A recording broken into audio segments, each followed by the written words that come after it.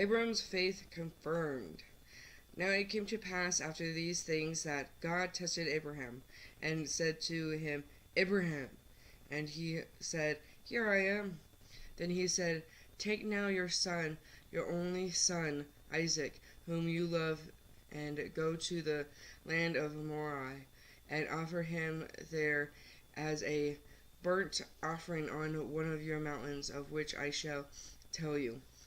So Abraham rose early in the morning and saddled his donkey, and took 2 of his young men with him, and Isaac his son, and he split the wood for the burnt offering, and arose and went to the place of which God had told him. Then the place afar. Then on the 3rd day Abraham lifted his eyes and saw the place afar. And Abram said to his young men, Stay here with the donkey. The lad and I will go yonder and worship, and we will come back to you. So Abram took the wood of the burnt offering and laid it on Isaac his son. And he took the fire in his hand and a knife, and 2 of them went together. But Isaac spoke to Abram his father and said, My father. And he said, Here I am, my son. Then he said, Look, the fire in the wood, but where is the lamb for a burnt offering? And Abram said, My son, God will provide for himself the lamb for a burnt offering. So the 2 of them went together. Then they came to the place of which God had told them, and Abram built an altar there and placed the wood in order. And he bound Isaac his son, and laid him on the altar upon the wood. And Abram stretched out his hand and took a knife to slay his son. And the angel of the Lord called to him from the heaven and said, Abraham. So he said, Here I am. And he said, Do not lay your hand on the lad, or do anything to him, for now I know that you fear God, since you have not withheld your son, your only son, and me.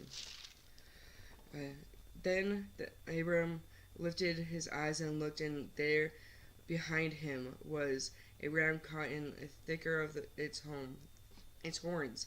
So Abram went and took the ram and offered it up for the burnt offering instead of his son. And Abram called the name of the place, The Lord will provide, as it said to that day. In the mount of the Lord it shall be provided. Then the angel of the Lord called to Abraham a second time of the heaven, and said, By myself I have sworn, says the Lord, because you have done this thing, and have not withheld your son, your only son.